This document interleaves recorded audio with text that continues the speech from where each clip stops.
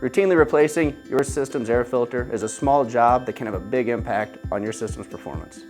First things first in replacing your air filter is you want to kill power to the furnace or air handler. This can be done at a switch at the side of the furnace, at the thermostat itself, or maybe at your circuit breaker box.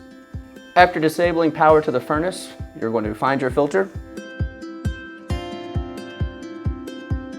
pull it out,